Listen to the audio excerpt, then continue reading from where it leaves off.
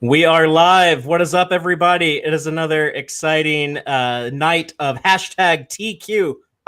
That is the Friday night lineup where we talk about Star Trek Discovery on Tex-Trek, followed by late night fun and goodness on Starfleet Boy After Dark. That's right. Oh yeah. Tonight's Star Trek Discovery was a very special heist episode. Yeah, we haven't done a ton of that in Discovery. That's I don't know. Have there been any heist episodes per se? Oh, you know what? When in Picard, not Discovery, but Picard definitely did one with pimp-hatted. What's his name? God, I can't say the name of the pilot. Rios.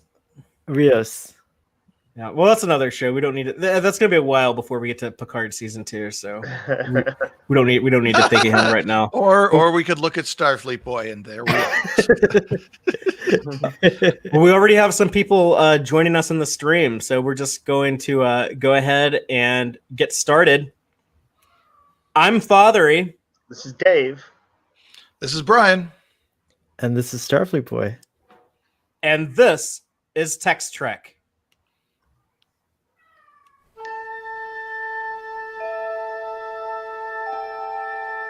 Engage.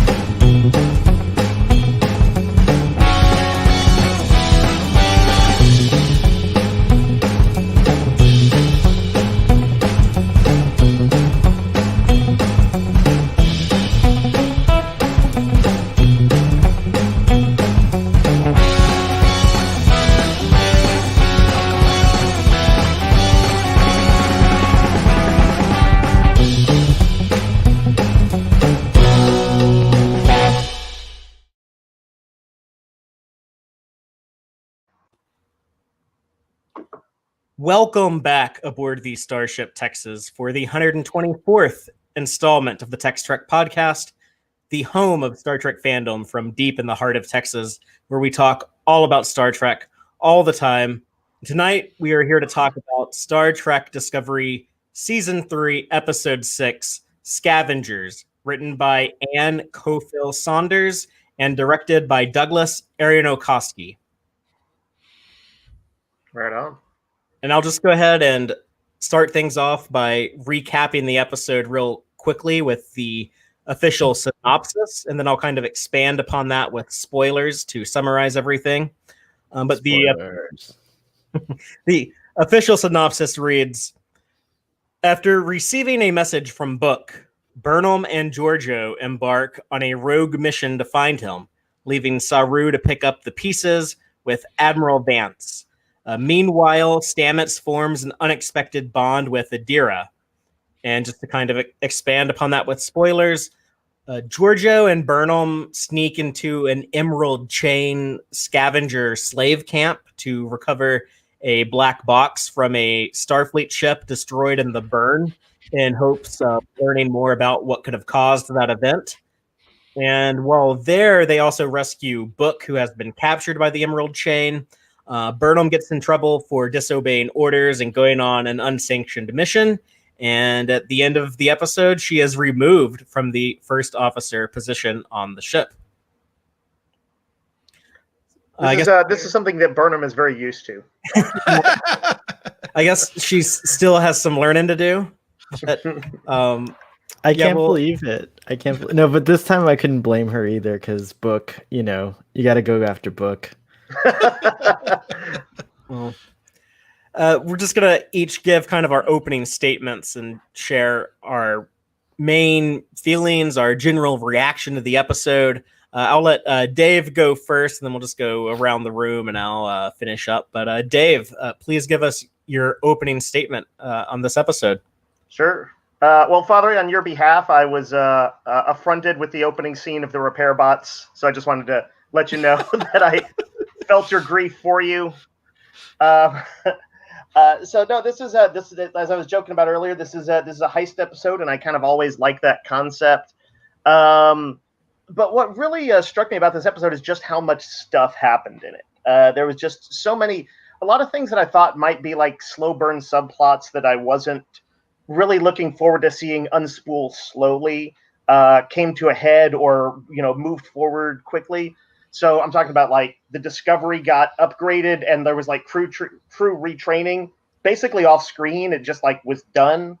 Georgiou's weird tick, whatever thing is going on, flashbacks, controlling thing, brainwashing, is now an open secret to Burnham.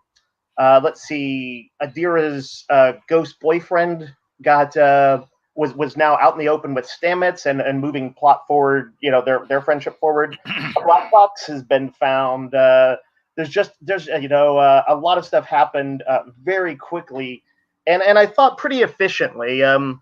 Every once in a while, I feel like that there's a comic writer, Grant Morrison, who we've talked about before, and I think we've even talked about this concept before, where he kind of writes stories that his plotting sometimes moves along and jumps and lets you fill in the gap. That's kind of part of, I guess, the pleasure even of a Grant Morrison story. So, I sort of wish that Book and Burnham had come together more naturally, and it didn't just sort of happen because they're attractive protagonists who got along, who like that it didn't just jump ahead to, yeah, we're ready for this. Although I guess I didn't want to see a year of them being bored in space, but they're almost moments for a year. There's a whole series of novels we're going to get about that year someday. No, I just wanted to, I think, see it a little bit more naturally occur. That said, I was pretty darn happy with this episode. There was one specific trope that annoyed the hell out of me and almost derailed it for me, but I'm going to wait and talk about it when we get to it. Overall, for me, one of the stronger episodes of the season, and again, I'm really happy just that so much stuff happened without making it drag. Brian, what you got? Yeah, I liked it a lot. I noticed the show seems to definitely be shifting away from being a thinking show and more about a feeling show. Much more SGU and much less SG1, though without the bleakness of SGU. But it's still about the characters and their feelings. You can't talk about Stargate just like that. You just can't just bring it up. Brian, that's disgusting. I will talk about Stargate anywhere, anytime, any place. So, but the more I thought about it, I realized at least this particular episode is actually kind of juxtaposing thinking versus feeling. And so at least certainly for this episode, even if you feel like Star Trek should normally be a thinking show and not a feeling show, you can't, this is a show where you're meant to think about the feelings. It's duty versus, heroism, basically. And all that emotion that goes with the heroism juxtaposed with the necessity of duty. But unlike most other stories where it's just, well, of course, heroism is cool, duty is lame. This definitely tries to balance it and analyze it from both sides. So you're meant to think about the feelings. I'd also point out that everyone's favorite points in Star Trek tend to be feeling points and not thinking points. So the things we remember and love, the moments we remember and love, tend to be feeling and not thinking points. Point, Brian. I was just going to say that I think that because Saru, in particular, that they've decided to give him enough focus, and he more than Burnham might represent that heroic impulse and emotion, and he's the sort of more thoughtful, by the book guy.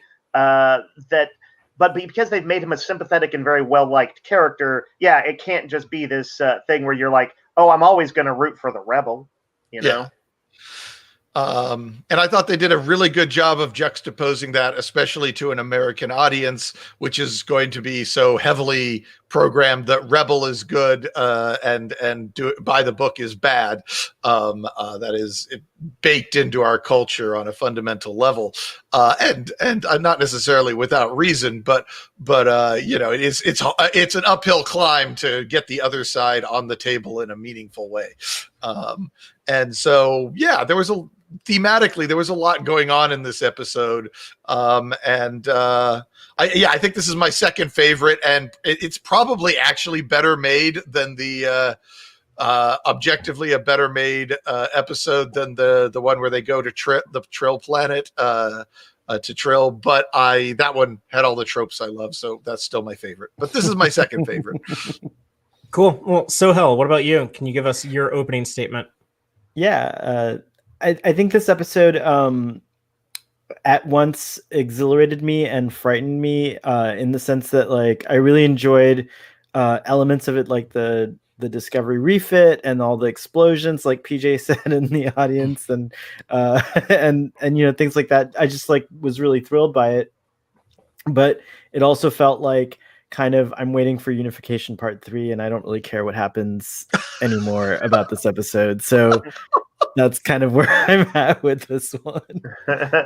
Well, I was all about the cares. It's called Unification 3, by the way. There's no part. Oh, sorry. Unification 3. I love to correct people on Star Trek. If you don't have anything else to say, then I'll just go ahead and round it off. But I was a little cranky with last week's episode, which most people seem to really love. And I don't know if people were just kind of like blown away by like all like the ship porn at the beginning of last week's episode and like meeting the new Starfleet HQ, because a lot of people also said, well, that seed story was kind of boring though. But yeah, that was 80% of the episode. So that was the reasons why I had problems last week. And I am much happier this week though than I was last week. I'm going to be praising this episode. I loved it. This one is kind of an example of what I want the show to be doing as far as like storytelling format. I like my serialized shows to still have these episodes that kind of can stand apart, that they're streamlined, not as clunky as they were last week. They have a self-contained story that's a satisfying episode, but can also move along a larger season arc, kind of like that Joss Whedon Buffy model. That's what I'm always wanting out of serialized TV. This is, like the approach that I want Discovery to do. And that being said, there was some great character moments in this episode. I love the stuff with Tilly and Adira and Colbert and Stamets, and we got more Gray, so I was happy to see more of him. We didn't get any of him last week, and I kind of missed that. So there's some good Captain Saru stuff. Admiral Vance has grown on me. There is some more Deep Space Nine love this week. So I think there must be a few more Niners in the writer's room on Discovery this year than in the previous two seasons. The ship upgrades were cool. Linus struggling with the mobile transporter was funny. And I guess like my biggest complaint was that it was a little heavy on the emotion during that final Burnham and Saru scene. But, that's disco for you. They're going to like over emotionalize stuff. And everyone's going to cry and the music's going to swell and it'll bore me to tears and I'll start crying too. But yeah, so that's kind of like my reaction. Overall, like extremely positive. I have like 3 or 4 little nitpicks, minor things, but of course I'm always gonna come up with those in any new addition to Star Trek. It wasn't a very original story. There's not many concepts in here that I would say are like very like unique or original. It's a lot of stuff we've seen, played out, and it just genre tropes in general. But I'll say that the execution of all of it was spot on. So even though the concepts were not entirely new, it's just I like the way everything was pulled off. But, Father, I assume that you when they mentioned the self-sealing stem bolts that Bodrek just mentioned down there, that's actually what brought a tear to your eye. Yeah, I think about self-sealing stem bolts more than anyone should. So, but yeah, with that being said, we're just going to go ahead and kind of break the episode down scene by scene and share our thoughts on all of it in detail. And anyone checking us out live, you're encouraged to share your opinions in the chat as well. But I'll go ahead and just start at the beginning. We kick off with the .7. I guess 2 generations of .7s. We have like the one from Discovery and the one from the future, and it kind of shows how dumb it was to put these things in the Discovery era when it's like, oh yeah, it fits so well with this thing that's supposed to be 1,000 years in the future. But are those like the .7Js? Yeah, we'll say it's a .7J. But yeah, they're refitting the ship. It has an A on the registry number now. The NCC 1031A, Discovery A, even though it's the same ship. Yeah, so that's, I think that was kind of dumb, but someone on Twitter had a good. When they detach the nacelles, you get an A. Someone on Twitter had a good explanation, which is maybe because the Discovery was declared destroyed, they had to call it the A so that it wouldn't so that the computer will accept it as a new registry number. Well, hold on, we can talk about the ship in a little bit, but all right. Yeah, just to go ahead and like recap like this opening. You know, we have the refitted ship, the detached nacelles. And also everyone has like new comm badges. They're tricorders, transporters, communicators, everything. It's like an all-in-one. So everyone gets a new comm badge. We get the proto matter interfaces on the consoles, and we also have a meeting. I know you meant programmable matter. Programmable matter. Yeah, what's no, not proto matter. Proto matter in there. Someone's been watching The Expanse Whoops. too much. No, that's a proto molecule. Proto matter is from Star Trek 3. But I guess the Expanse ripped that off. That's okay. Everyone can stand on the shoulders of Star Trek. Yes. But we have this meeting with Admiral Vance where he has like a collection of ship captains, so it's kind of cool to see all of them. And he's basically saying that, you know, we have some peace talks that might go bad on this planet, and it could be a sticky situation. So Captain Saru, I need you on standby because you have the ship that can just go over there at a moment's notice. So what did y'all think about like the opening with the ship upgrades, and then with the with the Admiral and the setup with that stuff? Well, as Dave, I think, alluded to, I like that they had they slip in that 3 weeks worth of time, which might just be to justify the ship looking a little different. But it looks a lot different. But yeah, I haven't, admittedly, since the ship didn't get to go out and do adventuring, I didn't really have much of a chance to see. But it looks like it looks like they put it through a Tron filter. Yeah, you're right. It's on the grid. Look. I love Tron though. I love Tron, and I love Tron Legacy. So I'm actually like happy with this design, and like the pizza cutter, like spinning saucer on the Discovery. That's like that Tron disc that they duel with. Love it or hate it, whatever you think. I was just glad that she got a refit. It just wouldn't have made sense to me that the Discovery would not get a refit. So I was very happy about it. I was hoping for a refit. Yes, and they're not Discovery shuttles. We see like shuttlecraft that aren't Discovery shuttles. I was so happy about that. Because I hated seeing those things in Picard. So I think it would have been hilarious if Michael was like, "What do you know? 32nd century shuttles look just like ours." You can't improve a good design. But yeah, the idea that yes, they're going to need some time to train and get used to this new material. I assume the new ship has a proper holodeck on it. Yeah. And proper food replicators now, or just replicators in general. The point is, you don't need a machine replicator and a food replicator. You just have one replicator that does everything. They're going to freak out to get a holodeck if they get one. Yeah, we sort of see something like that in season 1, but I assume it's probably very inferior to what we've got in the 32nd century. The text on the ship is in black instead of white. Like it should be black. The text on the ship is black instead of white. Oh, okay. I have a question. Why spend a bunch of time upgrading the warp drive? And maybe it's just push a button and the matter goes in there and upgrades it. And if it's that easy, then sure, why not? But this ship, it used to be you'd use warp drive instead of spore drive because warp drive was easier than spore drive, and if you weren't in a hurry. But now warp drive costs dilithium. Spore drive is essentially free, relatively speaking. So it's actually when is Discovery going to be using their warp drive except as an emergency backup? Anytime Stamets is incapacitated. Well, yeah, as an emergency backup. And so I don't know, but I guess it depends on how much this warp drive. If they have quantum, I would upgrade your warp drive before installing a holodeck. Well, If I Yeah, was I in assume charge. that's like just a baseline thing for a starship at this point. Is like but have they said like how much warping goes on these days? Like, well, do yeah. we have Is any it a notion? transwarp drive or is it a?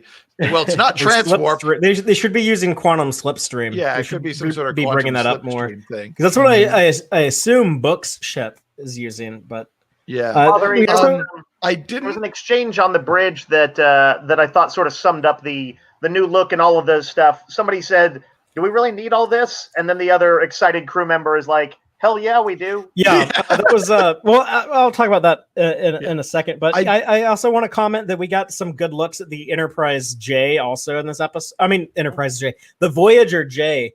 We actually get to see on one of the computer consoles. So in Admiral Vance's office area. So I was like happy to like finally get an idea of like the shape of that ship, and it also has detached nacelle. So I guess that's just kind of the standard. But you know, I complained about not getting like a good look at like I want to at least see like the outline, the shape of it. So I guess they were like, oh, we can just like stick it on a computer display, and that'll like poor Eagle Moss.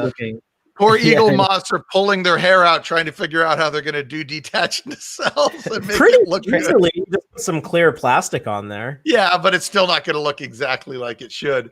From a technical point of view, I mean, they've established that the way your ship's hull is and the ratios of the mast in various places changes how efficient your warp drive is. So I could see why detached nacelles, which can adjust themselves at various speeds, would no doubt save a lot on fuel and perhaps save on dilithium, which could be very important in this day and age. I'm not entirely clear how you get the warp plasma from the reactor into the nacelle, unless they each nacelle has its own matter antimatter tank. It's and warp Wi-Fi reactor plasma. built. Huh? I think it's just Wi-Fi plasma. I was It's gonna not say, wireless. I was going to say, I mean, joke, which is it's Bluetooth. Is it like? Is it some like? Do they do some sort of convert it into an energy beam and like a transporter beam? It's and just like when beam it's the like plasma over. me and Antonia with our phones. Like I can charge her phone with my phone, and they just It's like Tesla stuff. Yeah. I like, expect That's it an to be incredible amount of energy. I'm assuming it's some sort of transporter tech, because doing a Doctor Who dimensional door thing feels, even though they should have bigger on the inside than on the outside ships, feels a little off for the Starfleet that they are building. But though if you did have dimensional door tech, then yeah, you could just have that connect the nacelles and run the plasma through that. But yeah, that is a question I would like to have answered at some point. I don't know if the show ever will, but maybe some ancillary material will explain it. I did want to know, they go to the trouble all this to refit everything else, and yet they keep the old uniforms. That struck me as an odd choice. That bothered me. I would rather update your uniforms than the ship, but I'm hoping we get there eventually. We can have both. I hope that they're going to bring excitement and optimism to their future, and that there will be a line-wide uniform change after the spore drive reconnects humanity or something like that. Because the look of the Starfleet look is not so different from theirs that I really would be excited to see the change. I'd rather see a bigger change. Well, I just, from a logical point of view, why not change the uniforms? It would be the cheapest, easiest thing to change in all of the changes that they have made.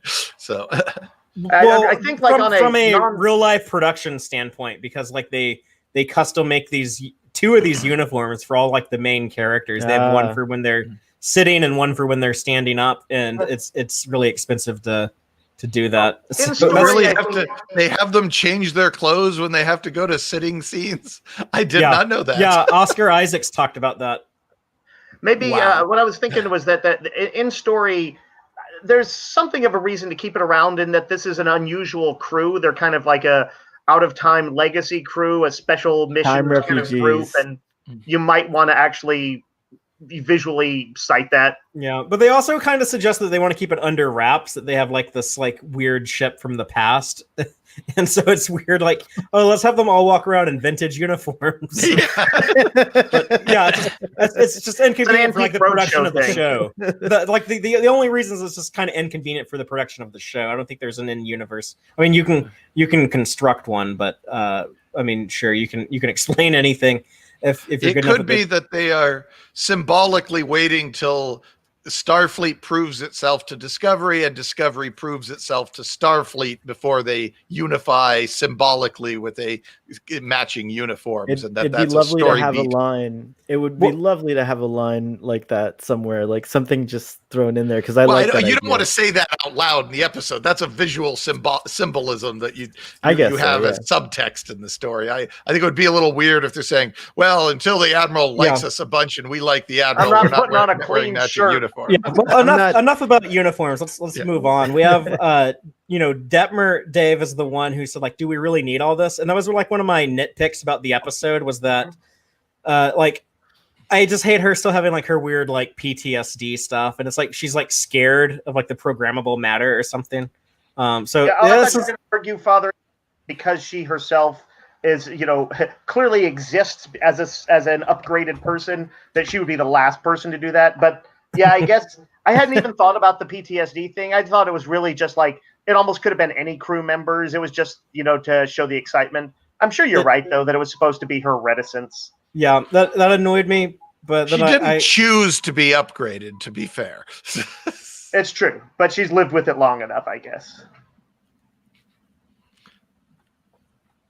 But yeah, so they also set up the gag of Linus not being able to work his transporter.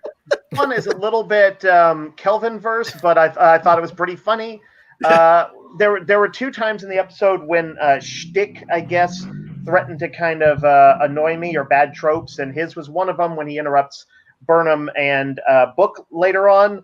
But because they did the smart thing and did not let it truly interrupt them, I was like, okay, I'm rolling with it. Yeah, I think I felt the same way. I laughed, but I was also like, are they going to derail things over this stupid gag? And oh no, it didn't actually derail anything. Nice. So, well, the meeting with the Admiral, one thing I want to point out is that we actually see our first canonical Starfleet Cardassian. I really wish that we got a close-up of her, but yeah, one of these captains appears to be a Cardassian woman. And I was looking at the recap on Memory Alpha, and they mentioned one of the ships. I don't know if this had been mentioned in a previous episode, was called the Le Guin. Yeah, saving that for the Gorn eggs. Yeah, that's cool. I didn't know if she was the pilot of that or not, or the captain rather. No, that was captained by the human woman. But yeah, they have like the ugly octopus head from Discovery that I hate the like design. That I was like, why did you give a close up to that one and not the Cardassian? That's a super cool special effect, Father. Why would you not want to see it? Because it looks too weird and complicated for Star Trek. No, I see like a Rorschach painting. I don't see an. Jeez, Father, they're gonna bring one Andorian into the crew, and you're already panicking. You really don't like those new life and new civilizations parts, do you? I don't like this one. I need my 1000th Bajoran. Yeah, it's called using the canon, using the existing universe. They're getting there. But it was cool to see like a little bit more of the fleet. I was kind of hoping that like the active ships would have an even different uniform, and that like these gray uniforms were just what they had at like the HQ, and maybe like the ships had different uniforms. But that might be like a little too many uniforms. But yeah, so they just have like the setup here of there's the planet Argath that the Admiral says, we're dealing with the Emerald Chain there. I guess like the Emerald Chain is kind of like what the Klingons were of the original series. It's kind of what Emerald Chain is in season 3 of Discovery. That's like general bad like guy people. Andorian times 10, or not? Orion times 10. Like specifically more the kind of skeevy pirates than they are like a big military power, right? Or maybe not. I don't know. Yeah, well, I like that they didn't just default to the Orion Crime Syndicate. They upgraded it. It's 1,000 years later. It should be like something a little different. So I thought that was smart. It's such a cool name. Turquoise Chain would make more sense to me because they're blue and green. But well, they did imply that only in some areas are they Orions. That is their name in their sector. Is kind of how they explained it.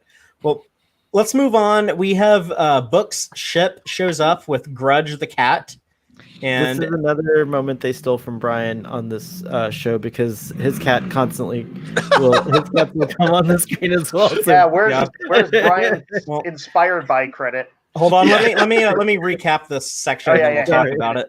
But I couldn't resist. Yeah, they get a holographic message from Book. He says that he ran into someone who was talking about one of these black boxes. I think he probably was looking for it because he's sweet on Burnham, but he's disappeared for weeks. You know, he never leaves his cat. So Burnham is like, oh, there must be something weird going on. You know, have his ship programmed to take his cat here. And he says, just wait for him and he'll show up. But, you know, I'm nervous. I think I need to go rescue him. And Saru shuts her down. He's like, no, you can't do that. You know, we have orders from the Admiral. We're on standby. I need my first officer. You can't go.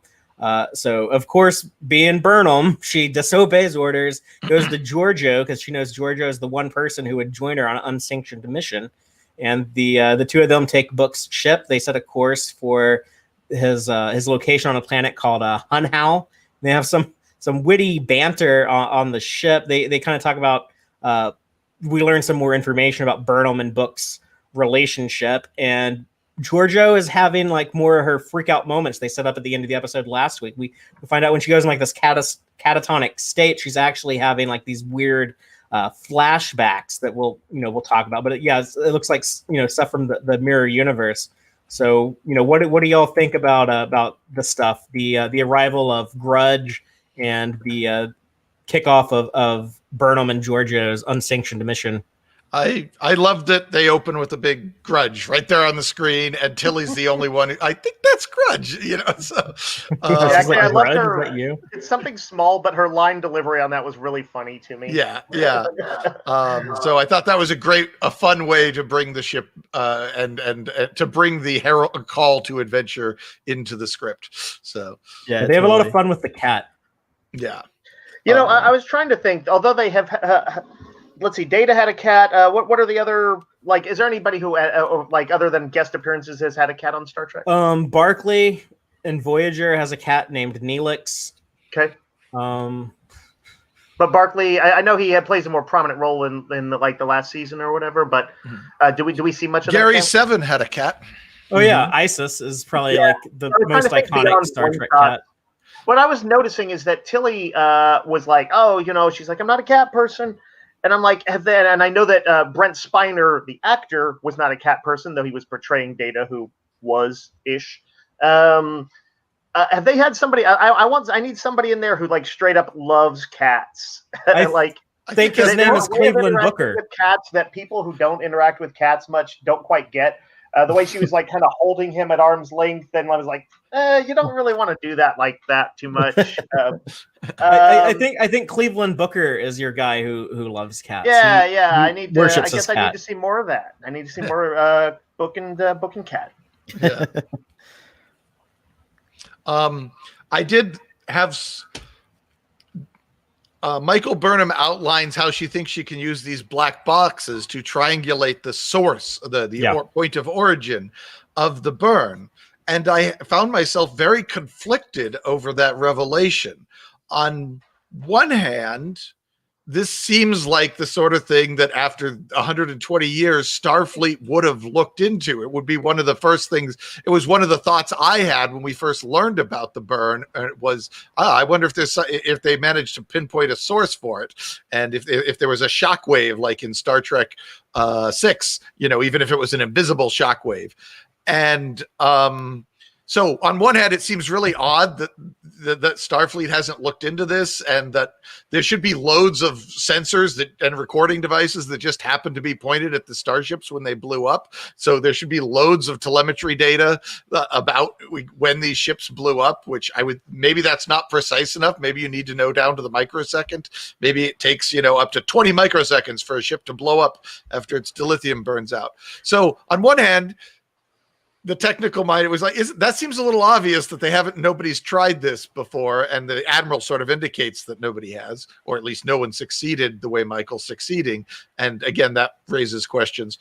On the other hand, if Michael had said she was collecting delta particles from the hull's muon contrafabulation matrix to triangulate the location of the pulse, then we could say, well, that's something clever that maybe only Michael could think of doing, but it also is complete bullshit to the audience and means nothing. So do you want Starfleet to be really clever and smart, or do you want them to use real science? It's very hard to do both simultaneously because you can't just stop and do a science, a deep dive into science in your show. Nobody wants to see, well, I want to see that, but most people don't want to see that. I don't. It is super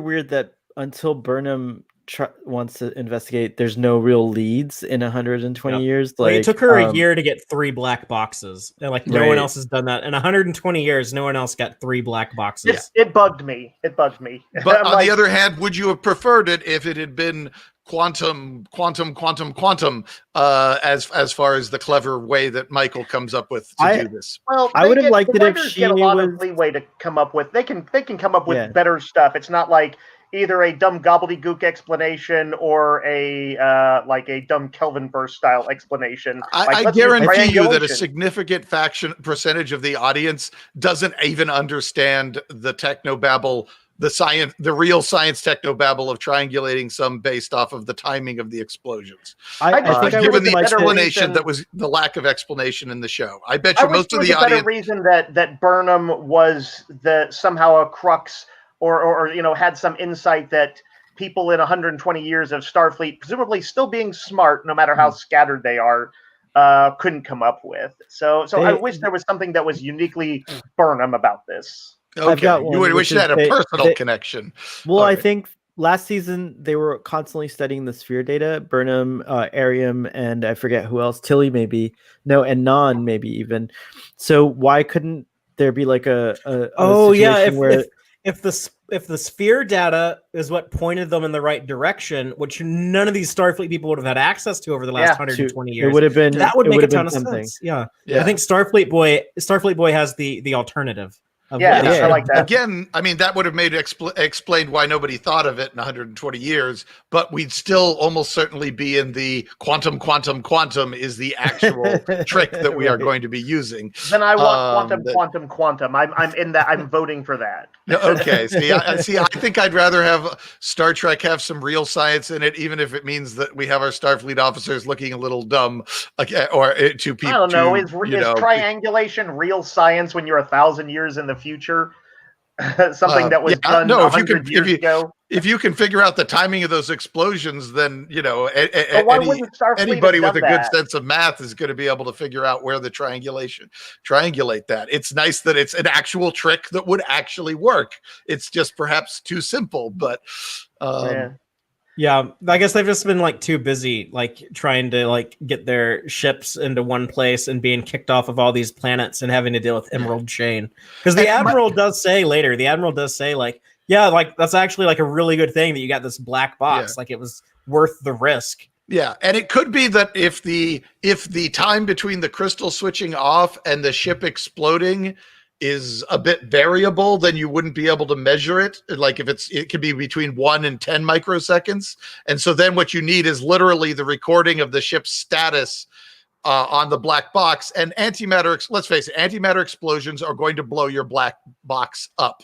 Antimatter bombs, all that antimatter going up is going to blow up. It's in the far future. They have a way to like shield your black box, I think. That's the thing. It makes more sense if you can't. These are the very few lucky black boxes that survived, and that's why Starfleet hasn't been able to do it, is because 99.9% of all the black boxes got cooked and probably liquefied by their exploding starship. I suppose it's possible that like Burnham as a courier had more access to travel. Yeah. To certain parts of the galaxy, perhaps, that the rest of Starfleet couldn't get to, and that's why she was able to find them. But it's a small world, and the audience has a comment. She says that she's she's fine with it. The Federation maybe didn't have the time, so or the energy to make a persistent effect as Michael. So happy belated birthday to It's a Small World 1. Oh, happy birthday! Indeed. Let's talk about like this banter between Georgiou and Burnham on the ship on their way to Hunhal, because I really like this. Georgiou, I love the way they write Georgiou in season 3. She's still evil, but like they find a way to like make her function in the show mostly. I think I loved her like calling Book the Blob Whisperer. She like brings up Tyler. She's like, oh, I can understand like after like disastrous relationship with Tyler, why you didn't want to like hop into bed with this guy. She's such a bitch. Yeah. I loved her. I loved her. Oh, you fell for him like a 2-year-old on the edge of a well. A 2-year-old on the edge God. of a well. That is some dark stuff there, man. But I guess it makes a little bit more sense now that we know that like Burnham and Book weren't boning because she had her own ship, so they weren't like living together in close quarters. So that makes it more believable to me. I'm kind of glad they cleared that up. Yeah. Yeah, it's a little hard to imagine otherwise. And the Freudian slip of when she says, I never loved here instead of lived here. I didn't actually notice it when I was listening. She did indeed say that? Yeah. I assume she did. And then in these flashbacks, I just want to talk about like all the images we see throughout the episode. There's what appears to be a masked individual laying on the ground with a bloody wound on their chest, Georgiou's hand covered in blood, a bloody dagger next to the body, and Georgiou, clearly upset. She's saying San, like kind of like Sam, but with an N. So I don't know if there's like a character named San who like she stabbed or somebody stabbed. And then just to remind us or just clarify, it's from the Mirror Universe. They show us like some Mirror Universe images. We see like a Terran Empire badge and the death of Lorca and Emperor Georgiou as she appeared in the Mirror Universe. So what do y'all think about this? I know Trek on the Tube, our friend Trek on the Tube said that this looks like a Black Panther. It's like the MCU T'Challa mask on this dead person. Someone here said it could be a Red Angel suit of the Mirror Universe. Oh my God. That was interesting. It better not be. I think it's going to be all surprise, little of things that we can glean. So to me, it's this is another one of those sort of I'm kind of with you, Father Ian, that the sort of the mystery here isn't one that particularly intrigues me. It's a pretty common trick or trope in movies to do these sort of flashes that you can't interpret until the end of the story. They did that just recently. There's stuff we can learn from it. There is stuff we can learn from it. It's like she seemed upset at the death of someone. Like I was wondering if the character Kovich that debriefed her previously, he pointed out, we know why Terrans are evil, and there's something there's something weird in your DNA. Yeah. That so I'm wondering if he Clockwork Oranged her and like he's like I'm gonna like fix your brain so now like you feel remorse, you feel guilt, and this is like exactly the words I used while I was watching it. Is did they Clockwork Orange her? Yeah. I think that's actually a plot point that I would like, where if she had that came tumbling down and she was basically being confronted with her own sins in a way or something. Yeah, as long as like that would kind of make sense if they're more than likely spending some time this season setting her up for her own show. Mm-hmm. And I think that's one of the reasons why we haven't heard much about the Section 31 show recently, is because they don't want to give away stuff from this season of Discovery. But right. Maybe they will do that to kind of explain her being a good guy a little bit more easier.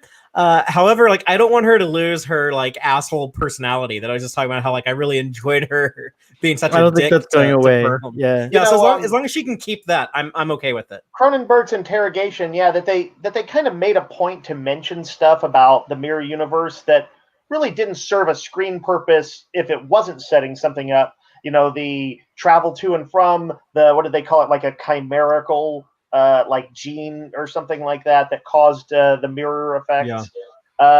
It makes sense that there is something very specific to that, and maybe they have tech that's unraveling that gene or something. Although There's an interesting morality question to be had there about is it cool to just go and start scrambling someone's DNA there without their permission? He seemed like a guy who might be okay with it, though. Yeah, well, Section 31, so maybe. But let's just go ahead and move on to the arrival at Hunhao. There's a big fleet, a big ship graveyard in orbit of the planet. They've set up some type of scrapyard there that's ran by Osira, the character we've heard about before. Osira, some type of crime lord, I guess, has a nephew who kind of looked like Brainiac 5 to me or something. But yeah, this green Orion dude. He looks like a green version of evil Tobey Maguire in Spider-Man 3. But Georgiou says that she's here to shop for scrap, and Burnham is her servant. And they beam down, start looking around for parts and stuff. And Burnham's using the Grudge cat collar that is supposed to track the cat. She reversed engineer it to track the cat owner. And they find Book slaving away as one of these forced workers of the camp. There's an Andorian man named Ren, who's kind of the pariah. They plant Suicide Squad bombs in everyone's neck, and they make him be the bomb planner because he was like the union organizer. He's like building a resistance, and so they were like, okay, we're gonna cut off your antenna and make everyone hate you. You're the bomb implanter now. And there's a Bajoran guy named Lai who ends up getting he gets his head blown off to demonstrate what happens with these Suicide Squad bombs. They make him make a run for it, and when he passes the perimeter, boom, his head explodes.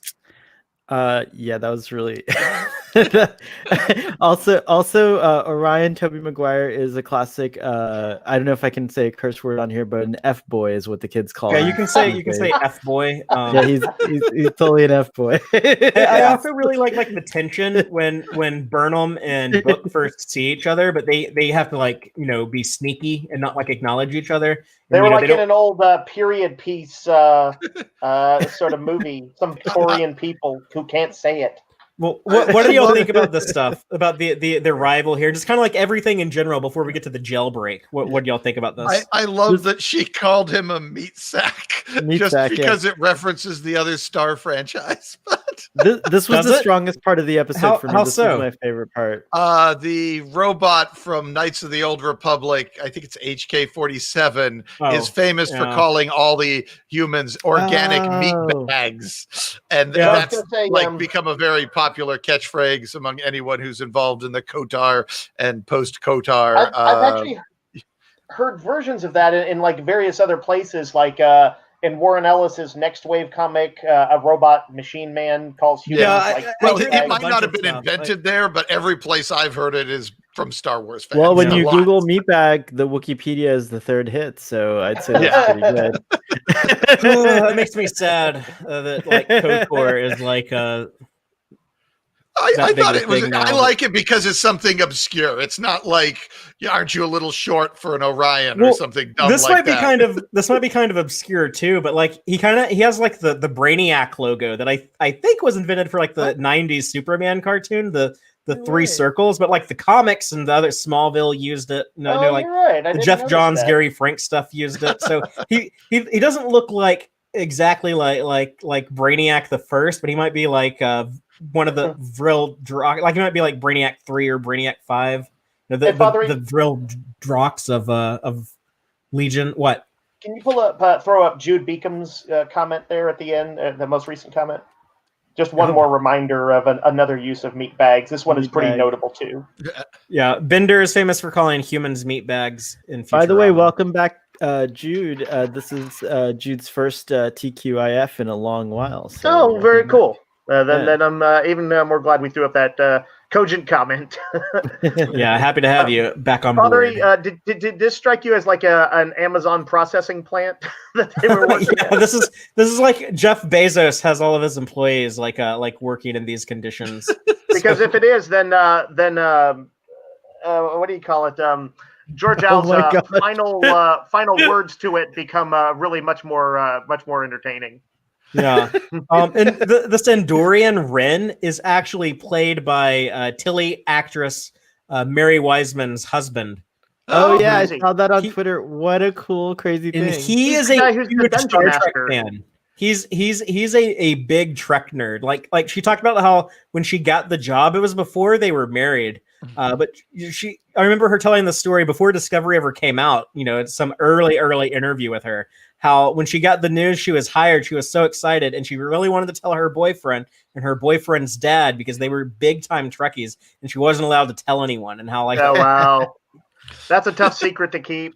Yeah, now, he made a video on his Twitter. You gotta go check it out. It's every fan's dream come true for real. Like you should go check that. Yeah, everyone go check that out. But I did love the production values of the exterior and interior sets, or set dressing of a real locale. Whatever they did, it looked gorgeous. It looked exactly like a future spacey scrapyard, and like might look in a. I have one big complaint with it. I have a complaint with it, and that is like. Not all, but most of the Starfleet tech that we see laying around is all stuff from the Discovery era, from back in the 2250s. So I would have wished they had like a little bit more like TNG era, or like show like a old Excelsior class, floating around in that debris field, or show like the copy and paste ship from the Picard season finale. Just don't make it all from like the time period these people like literally just came from. Probably an issue of cheapness and the fact that most people aren't going to be scrutinizing these ships, these beat up old ships. This is the franchise where people are most likely to scrutinize stuff. Like I'm just saying, like the other Star franchise with their current live action show would have gotten that right. So I'm asking Star Trek to rise up to the challenge and step it up, hold Star themselves Trek. to like the same standard. See, whenever they shone a light on the scrap, it was not 23rd century scrap. It was comm badges from later. It was phasers from laser. It was stem bolts. Anytime they showed a spotlight on the scrap, it was not 23rd century. Or sometimes it was like modern day PC fans that I saw a little bit of. Father, Trek on the Tube says of the nephew guy running the place, he looks like he could be a douche vampire in What We Do in Shadows. I haven't watched that movie or show, but I've heard good things. I know Trek on the Tube being a fellow Kiwi of Taika Waititi. You'll probably like grew up as neighbors or something. Father, you were talking about our impressions. Rin as a character was very tropey to me, and I wasn't super into his character. Everything was tropey, though. This whole episode was very tropey. That's true, but I like there are certain tropes that still that work. An oppressed underdog character I can kind of always get behind. I think he looks kind of cool. I like his haggard, long-haired appearance. It's not something we get to see too often with Orions, or a beard. Endorians. And it looks like he's going to make it into the supporting cast maybe somehow, or at least another episode or two. Yeah. So I'm actually kind of excited to see just another alien walking around. I'd like to see more of them, and I'd like to see his antennae restored. We know from Enterprise that if they're cut off, they can grow back in 9 months with proper care. So apparently, he wasn't getting no proper care as a he is now labor slave. But I want to see probably just keep them trimmed every time they started to come back. They cut or they cut it off and burnt it with like some acid to keep it from growing. Oh my god. It'd be cool if he gets a shave and a haircut, looks really proper, gets in a Starfleet uniform or a non-commissioned uniform. He could be the guy who brings the Andorians back, like maybe like Emerald Chain gets defeated, and he's the guy who like ushers them back into the Federation. I kind of want him to stay like a long-haired shaman-looking dude.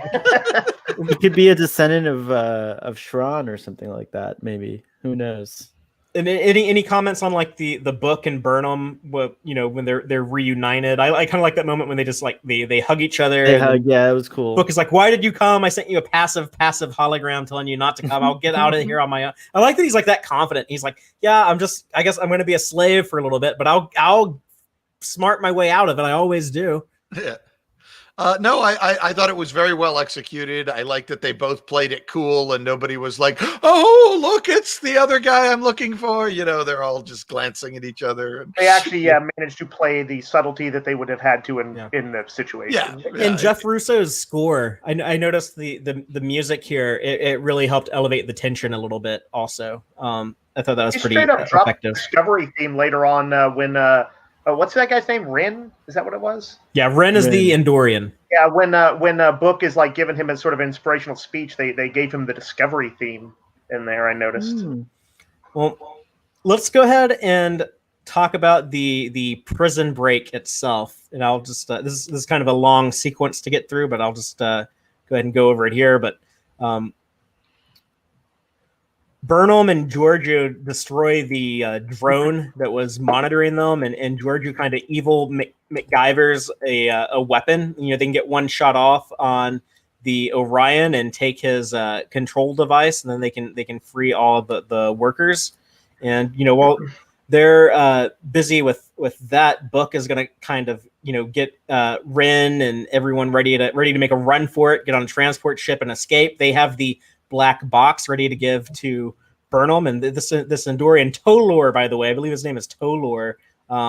He takes them onto their ship, onto Book's ship. He's decided he's had enough of them. He wants to get this dilithium that they promised him, and I like that. Like when he smacked Georgiou, I was thinking he would die in this episode. We don't see him get killed, but I was thinking like, oh man, you have like 20 minutes to live.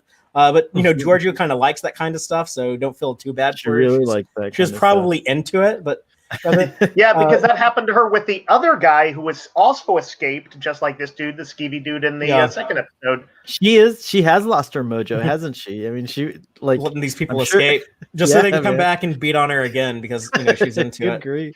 Yeah, but I guess Book was able to MacGyver together a grenade or something because he drops a grenade. They're fighting Tolor on the ship while Book and everyone is trying to make a run for it. Georgiou has another catatonic episode at the worst possible time when Burnham needs her to shoot Tolor and grab the control, but she finally comes to and kicks him in the head, grabs the controller, drops the bomb perimeter thing. Tolor beams away, but everyone is able to run to the transport. They have these regulators. The enforcers are called regulators, and they're shooting at them. We have some Andorian on Andorian violence when Ren is shot, and I was so like worried like he was gonna die. I was very relieved with what actually happens. But how cool is that when Georgiou and Burnham show up on Book's ship and they're just like amazing, blasting everyone. That was really awesome. Yeah, and now that they've shown how nasty these guys are, I don't feel conflicted when they're getting gunned down like I did in the first episode. It is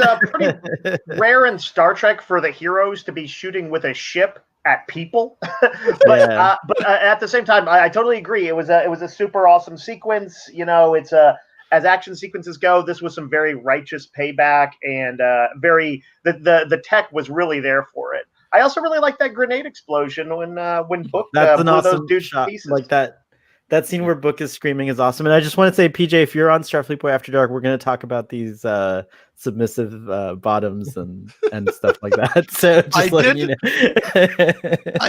I was expecting when Book and the Andorian are hiding behind that piece of broken wall, that the bad guys would just dial up the setting on their little hand cannons and vaporize the whole wall they were hiding behind. I was just waiting for that to happen, and then it didn't happen.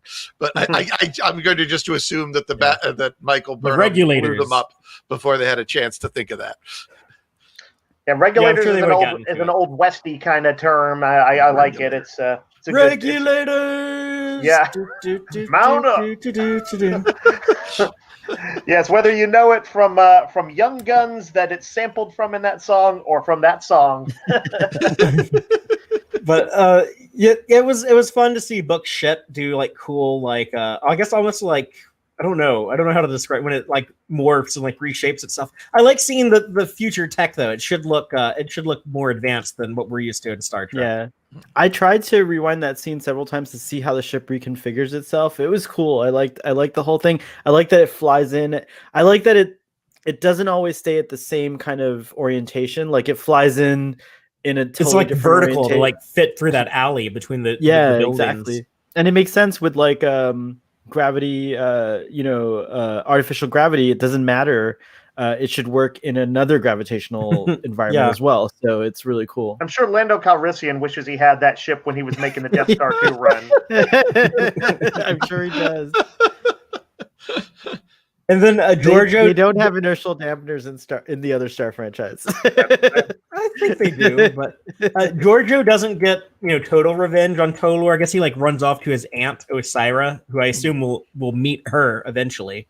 But salvage this. Yeah, in the meantime, she's just salvage this, you son of a bitch, and destroy some of the. that I had an interesting thought of. She is Georgiou, Empress of the evil Terran Empire, is angry at the slavers for being slavers, as far as I can tell. She's not just enjoying the destruction. She's actually angry at I think she's mad because he slapped her. I joked around with her being aroused by it, but I think in actuality, I think that would piss her off. So I think that's why she called him a son of a bitch, not that he was being mean to his slaves. So you think all the satisfaction she expressed about trashing the place was purely revenge for the slap? Yeah, I think she kind of didn't like him from the very beginning, and I loved how many insults she hurled at him. Yeah, just nonstop. Well, right when they first met on the hologram, and he's like, "No, customers go to the Bajoran exchange," and she's like, "I have real dilithium." He's like, "Oh, you have real dilithium," and he's rambling on about something. She just yells out, "Form a sentence."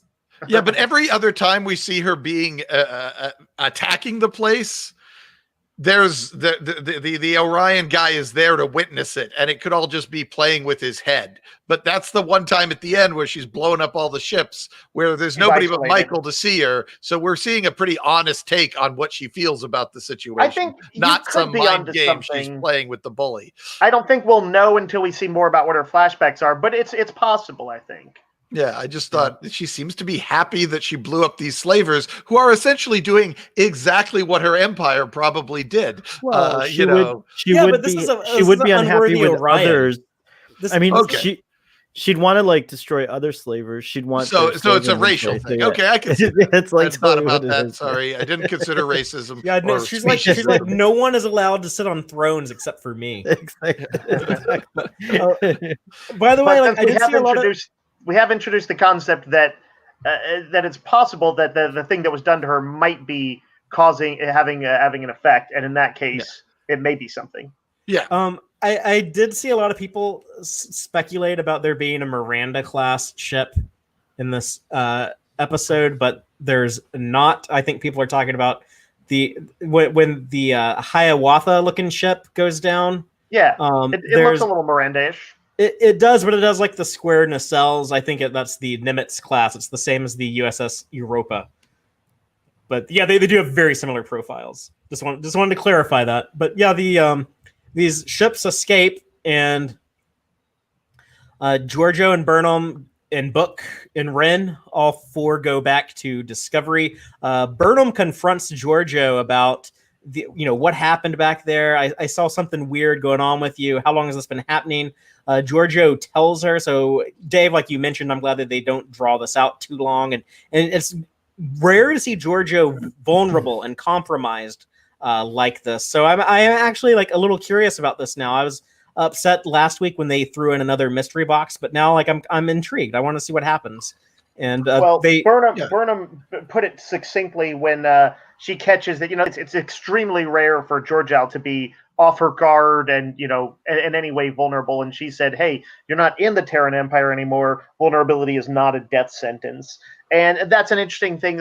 As much as I think we're all enjoying watching Michelle Yeoh walk around on people's necks and stuff, in general, metaphorically, it's also good to give her as an actress something with some more weight to it, some more meat and depth. So yeah, I like seeing this. Yeah, I really did enjoy that scene and that concept. It's always, part of what good Star Trek should do is let you see these new civilizations and their points of view. And here we get a good look at, oh yeah, this person has a completely different viewpoint of vulnerability than even we do here in the 21st century, let alone people growing up in the 23rd or 24th century. So I thought that was really well executed. And I like that if we're going to have a damn mystery box, open it quickly. And it does look like it's opening a lot faster than they have in the past. Right. So. And just in general, I do think as much as I've complained, I do think that the writing has gotten better this season. I agree. A lot of the things I was hoping from Michelle Paradise, I've already, halfway through the season, I'm already starting to see that. And my biggest complaints tend to be things that the first two seasons did and already kind of fatigued me with.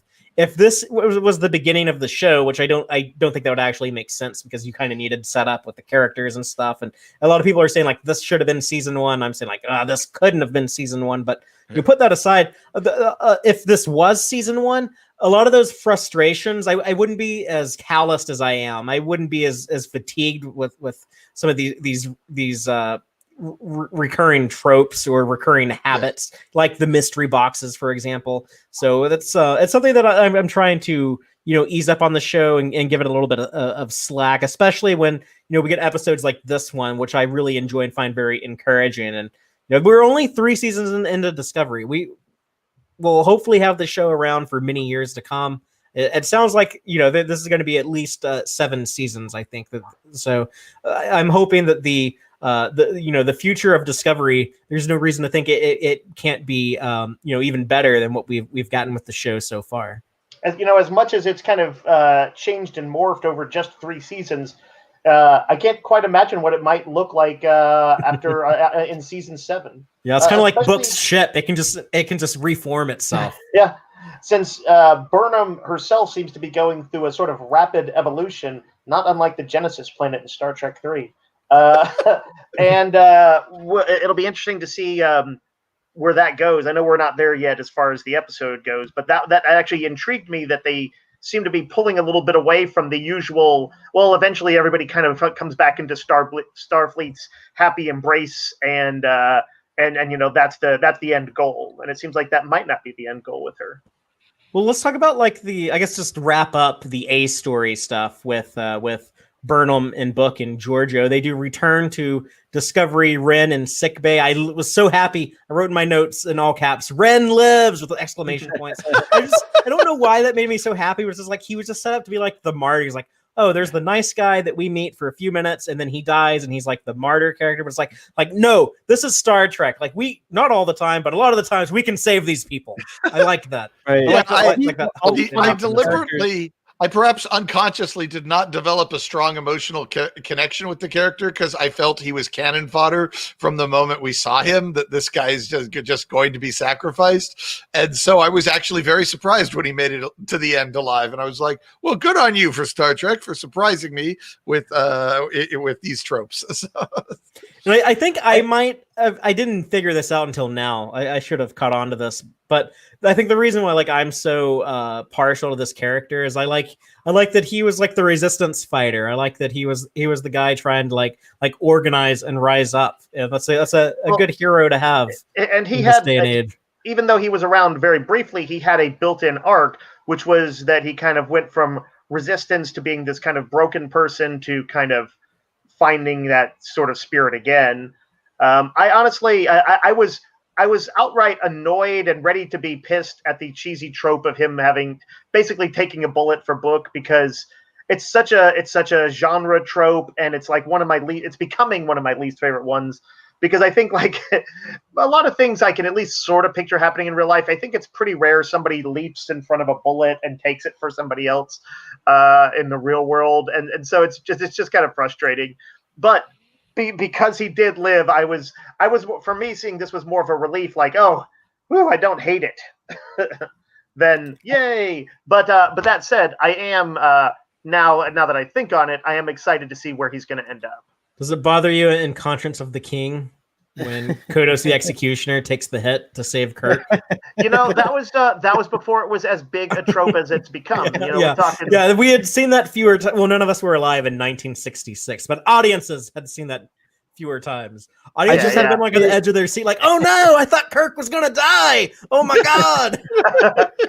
Even then, probably it had still showed up and I bet more than a few westerns. Yeah, I knew he wasn't gonna die. Oh my goodness. About Rin though, I think I thought he was gonna meet the same fate as Cal, with another 3-letter character, and I was really Cal pleased from episode 2. But I think Discovery's doing something interesting this season with all these like, I have to say that this is definitely for me overall as a season, my favorite season of Discovery so far. I know we're only in episode 6, but the reason is like we've seen more worlds, we've seen more new characters. Like it doesn't feel so bodily and like in the Discovery anymore. It feels like the world has just gotten bigger, and that's what I wanted. Like, there's been more memorable stories within these 6 episodes and than in season 1 or season 2. So many interesting characters that are like one-off characters or new characters, like Mr. Sawhill. We have the Admiral. Like we have, we had Cal. We have the bad guy played by, I forget his name, but he's a cool actor.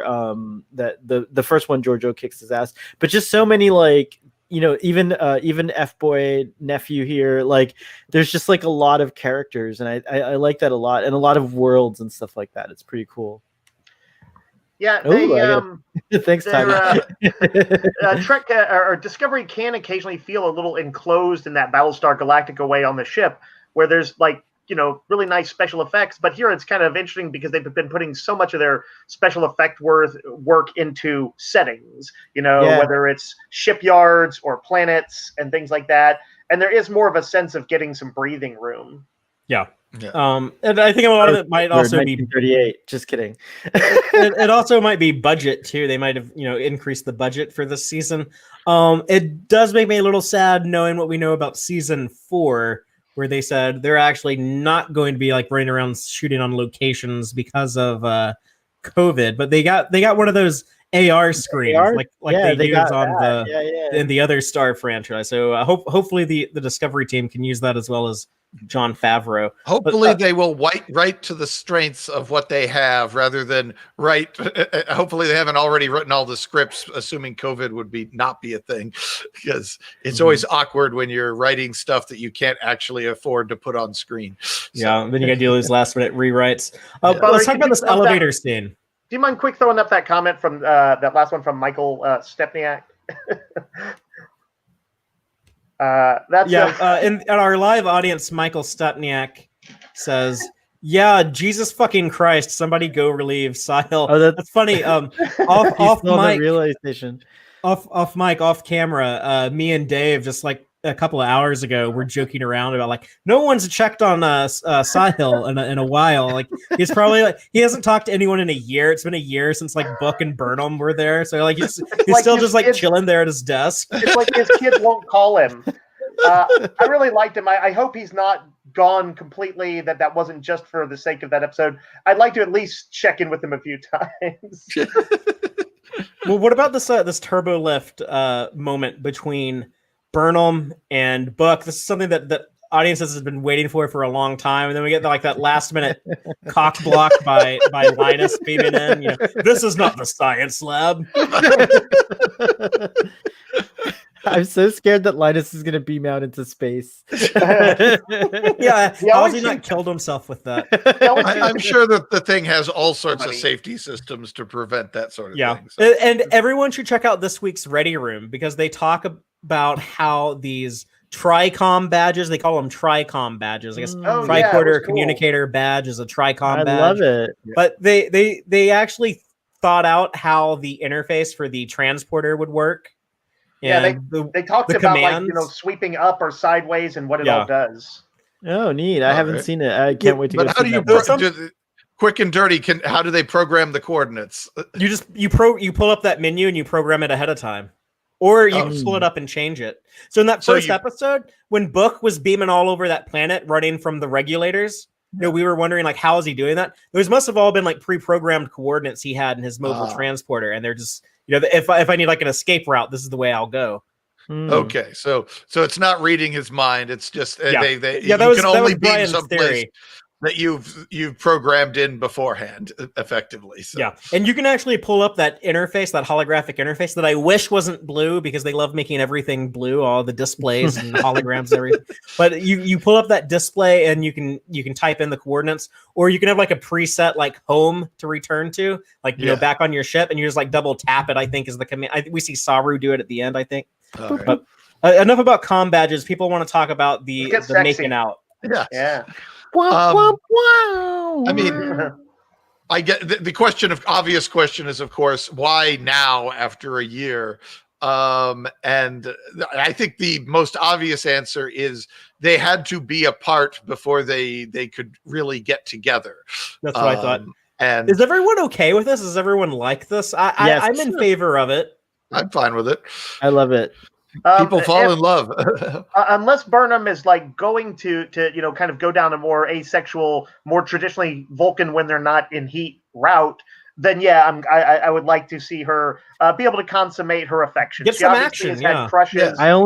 I only wish they played the Reunited song during this scene. That would have been better. The reason why I ask is because I thought audiences were generally in favor of these two hooking up. I thought that like the chemistry was so strong and just magnetic that I couldn't believe in an interview on Ready Room that we found out that this actor actually never did a chemistry test with Sonequa Martin Green. It just happened that this worked out so well. But our friend Aaron Harvey, author of the guide to the animated series novel, who's appeared on Tex-Trek before, I had a conversation with him, and he actually said that he didn't like this because he said not everything needs to be a romance, and he wished that they just would have had like this cool platonic friendship, like what we see developed with Boimler and Mariner on Lower Decks, and he compared it to that, which I do like that friendship between Boimler and Mariner that we saw develop in the first season of Lower Decks.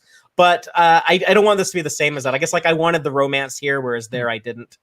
I feel like Michael's been through some shit. She deserves some happy. So especially if you're going to keep doing like emo Burnham, which it looks like we're going to keep doing. And personally, I'm living vicariously through her because that's I did my specific interpretation was probably Book would have resisted hooking up with her when he knows that what she really wants is discovery, and that if she ever finds it, she might just run off and leave him. And then after she runs off and leaves him, she comes back, and now it's a whole different ball game because she's been given the discovery. She still came back to him. That changes the framework, I would think, from his point of view a lot as to how deep he wants to get involved with her. Well, I also think when someone saves your life, when you've just been through like as dangerous a situation as that was, that sort of heightens everything. There's endorphins flying and all that. I kind of feel like they saved each other's lives over and over for the past year, though. I kind of feel like that's those ones. This one was front and center. Yeah. Remember ISO 7? Yeah, exactly. There's constant references to previous shenanigans, but so that's why I was like, convenient for the writers, because then they could be like, we have like the shorthand, and that's how they know how to figure everything out because they've been through it. Yeah. I also think it's nice to have like two friends become lovers. Like that's so rare. Usually they're and they're like against each other and then they fall in love. Like that's the trope, right? Right. It's a quick heated thing and not something. Yeah, they did the best of both worlds thing here, where on screen they were antagonistic and then they were romantically involved, but off screen there was a whole year in there where they got to be friends. So have their cake and eat it too. Well, and I'm sure we'll see much more of that in the episodes to come. Let's take a moment now just to talk about all those character moments that were going on. Meanwhile, back on the ship, while Burnham was off on her adventure with Georgiou, we had Tilly and Grudge. We'll talk about that. We also had the Tilly and Saru stuff where Tilly basically tells Saru, like, yeah, you should go rat Burnham out to the Admiral. And Saru does. He goes and basically says, yeah, my exo just ran off without permission. We also get Adira and Gray spending some time together, and some Adira Stamets bonding. They upgrade his interface and the spore drive cube. He gets those weird things off of his arms, and we have some time between Stamets and Culber, which I really liked. I like seeing like Culber kind of continue to be like the ship's counselor and also be a supportive partner. So what do y'all think about any of this stuff that was going on the ship? I guess well, no, you go ahead. Well, I was just gonna say, I think Saru was actually wrong this time. Like, I think that like if he had sanctioned the mission, everything would have been all good, and like the Admiral wouldn't have cared twice. Like he would have been just like, okay, you sent. He shouldn't have told her not to go at the very beginning. Well, see, That was the question. I spent a lot of time asking what was, and what to do in that situation. And well, I don't know if I came up with a definitive answer. I did find it interesting to run it through what the other captains in Star Trek probably would have done. And I think Kirk would have just said, all right, I'm authorizing you to go on this mission. I'm not going to tell the Admiral. He said he needed her.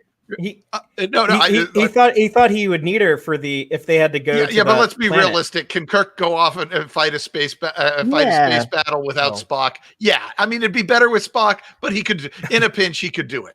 I agree. So I think Kirk would have said, "Go do it," and he'd wait till she's gone. Then he'd tell the Admiral and just take the consequences because he's the goddamn captain, and the buck stops here. And we know Pike sent Spock, let Spock go on his crazy.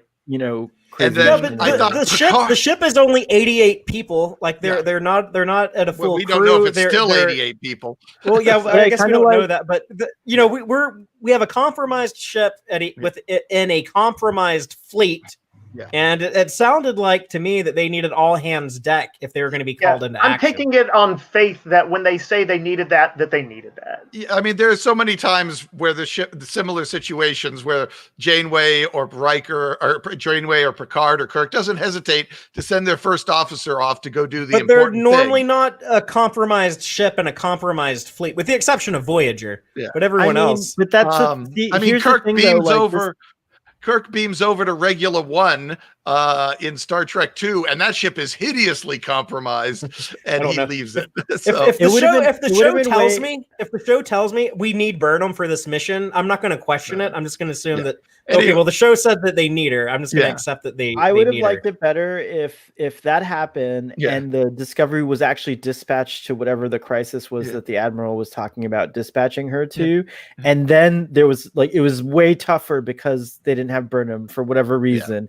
Yeah. But because that didn't happen, to me, I just feel like Saru was just butthurt like he gets always. And I'm not saying Burnham was right. I think she was wrong too. I think she could have gone through channels a little better or done some more diplomacy or whatever. But at the same time, I just think Saru's always saying no, and he could just let her go one time and see what happens. Well, and I think the fact that the last several episodes have had several sort of incidents of her stomping on that. Just instantly right as she came back into the fold, and also he's had what do you call it, Georgiou kind of pushing back hard on him. So Saru, there's the risk in writing him is that he become too by the book, but I am in support of Saru's position. And he's not as bad as he was in season 1, where he was like, no, torture this tardigrade. Go ahead and torture it to death. I got to find Captain Lorca. Well, and I thought, Kelvin Kirk would have just told her to sneak off and tried to keep the whole thing covered up from the Admiral. Yeah, but you're missing the point. The point is he needs her. Saru cannot go on this mission without her. For what? I didn't see what he needed. I don't see that. They don't justify that statement. No, but they tell us that. But it doesn't matter. It didn't happen. They told instead of showed. And they also have Saru say Discovery is not compromised with her absence. He says that straight to the Admiral. He did. So if one statement counts, the other one has to. Then it doesn't make sense. Yeah. But I figured Picard, on the other hand, would have gone to the Admiral, deployed the Picard speech, and convinced the Admiral to sign off on the mission. And Cisco would have put guards on Book's ship and told her no. And then when they tried to steal the ship, there'd be guards on it because Cisco is that kind of guy. Admiral, this man kept Burnham safe for a year and reunited her with us. Yes. She must go. Something like that. What about Tilly and Saru having this conversation? Again, I brought this up a couple episodes ago, but I thought it was weird that this ensign is kind of the captain's confidant. This isn't really written as like a captain and ensign scene. This felt a lot more like Cisco and Dax than Cisco and Nog. See, I thought he was asking her, isn't she still Michael's roommate, or is that not a thing? Which that doesn't make sense either, because there's only 88 people on the ship. Burnham is not only a senior officer, but she is the first officer. Why does she have to bunk with an ensign? I assume they just decided they liked it. I assume at some point they must have said, they were like, what really sucks is privacy. I want to sleep in the same room as someone else. Supposed to have her own quarters. Are they still sharing a room? Didn't we see Burnham's room and it was redecorated and stuff, or was that somewhere else? No, it was Tilly's room where Grudge was. Like that's like the room. Maybe she just left Grudge with Tilly. I mean, the obvious person to ask if she's gone missing is her roommate. Oh, but maybe they have different rooms, and she didn't want the cat to be alone because like someone has to feed it. So she. Yeah, I mean, I think he wasn't consulting her so much as a professional capacity as she was like. As he was saying, hey, what's up? We've seen this before, though. We saw this a couple episodes ago after he had like the bad Thanksgiving, and then Tilly came in and kind of like, and I'm not saying it's a bad thing. I'm saying I'm just trying to wrap my head around it. That I kind of want to see her get promoted, actually. But this isn't. This is a Janeway and Tuvok scene, not a Janeway and Harry Kilm. Or this is Kirk and McCoy, not Kirk and Chekhov. Mm-hmm. But I think Trek on the Tube is correct. He says they don't care about that father. It's all just a bunch of friends to the writers, and I do think that is a fairly standard sort of. Honestly, I felt that they've been doing variants of that as far back as Star Trek 3 was the one where it began to become that, and I think that's largely right. But some people are going to be like some people tend to be like closer friends, than others. Or like, I don't know. It's just like. Tilly doesn't seem like Saru's colleague like that, and I don't. She's supposed to be like the younger, even less experienced person. It is also a show of it kind of undermines Captain Saru and his experience that he's not going to a more senior officer for this kind of advice. He is going to Tilly. It's like he's kind of going to the lowest ranking person, the least experienced, the one that needs most coaching and giving them like opportunities to give him advice. I don't know. It is a little off. Asking for advice. She just volunteered the advice. Yeah. She's the one who perhaps overstepped her bounds, and maybe there's a question as to why Tilly is willing to give advice. He's receptive. And I'm not saying that as a criticism that he's receptive, but that's just an observation I'm making.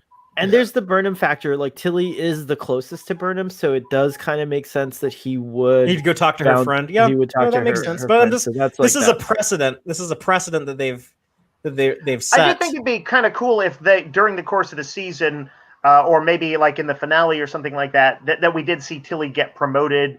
It'd be kind of a nice sense of the characters evolving, and it would make it would sort of assuage the strangeness of her as confidant to Saru. Yeah. Well, let's talk about the Gray and Adira stuff that leads into the Adira and Culber stuff, and then the Culber and Adira and Stamets stuff, and then it goes into Stamets and Culber. But I was happy to see Gray again. I like this teenage romance that can live on. I love this whole chain of scenes. This Gray and Adira and Stamets and every little link all the way through it. I loved all of those scenes. I did like that the show seemed to be taking a stance that weird relationships are okay, even if it's with your dead boyfriend, that's okay.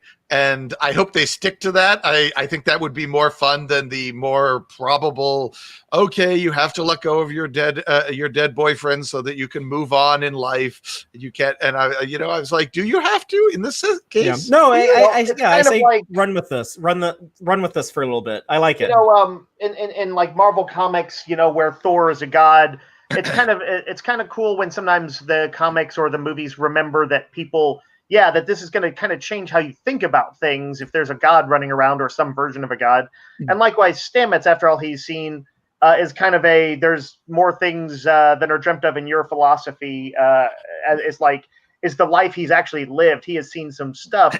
And so death becomes a spectrum and not a binary. It's kind of like that sci-fi thing, or, they say like, well, in science fiction, no one's ever really dead.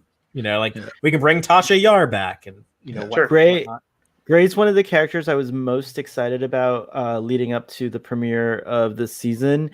And while I loved all the Stamets, Adira, and Culber stuff here. I like their dynamic. I like how like Stamets is kind of adopting Adira, and like how Adira is so brilliant and was able to like get the shunts off of his arms and Yeah, just I like all the these nano like, upgrades gel. and all that stuff. The nano I'm gel having is cool. a lot of trouble with Gray, and I don't. It's just a personal thing, but I'm just done with the ghosts like relationships and the dead people that come back to life, and it's like it's really kind of perturbing me, and I don't know what's going. I know, but it's kind of it's just something about it perturb me. It's a personal thing. I'm not saying it doesn't work. It's just perturbing me. Like, stay away from my role playing games. You know what's interesting is they clearly indicated. Stamets said something like, did he say you're holding on to a memory or something like that? Yeah. But clearly that even more than that is going on when Gray says, let's make some new memories. That is this is clearly not just some ghost who will be there to advise you. This is someone who wants to live a life with you. Yeah. And I wish that to speak to what you're talking about, Starfleet Boy, is I would like for them to a ghost is going to have a hard time making new memories. Doesn't, I presume, have a daily life other than stalking the person that is grounded in reality. And so I'd like it if they somehow address that. Is there a way for kind of Gray to have experiences? Could they watch a movie together and talk about it? Of course. I'd like they could watch a movie together. Yeah, I think a little bit more than just generic, supportive, I love you, let's do things together. Let's go ahead and see them doing some things together. I mean, it must be awesome. You've always got a player if you want to run a role-playing game, Scheduling will be so much easier. I do think the obvious gimmick that I want to see at some point this season or next is the episode where Adira lets Gray run the body for a while. But I think that could be a fun episode, which I assume they thought of. I don't know if they need to run it out this season, but I think it would be a great thing to do at some point. That's always fun for the actor to play their play that person's mannerisms. It's cool. I like those. So does Stamets believe in souls? Because it kind of sounded like that's where he was headed. I mean, it sounds like he believes that there's, he's a scientist, so I think he's gonna have like a kind of a scientific outlook on it. But it sounds like he's accepted that there's weirder shit that he hasn't wrapped his head around. I don't know. He was being comforting, and I don't know.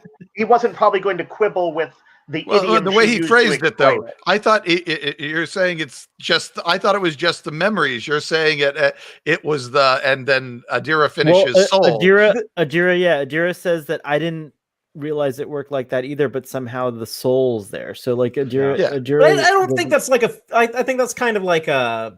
I mean, to me, a generic term, fathery. Yeah, I have no trouble with Adira believing soul. I don't actually believe there's like a ghost of myself that lives in my body that can is it too wild? If I die, sadly, in Star Trek there is. They do have souls. They're called bioneural energy. You can transfer them to other bodies. I know. It's absolutely canon. Is it too wild? You can do that if you're a Vulcan. But it's canon.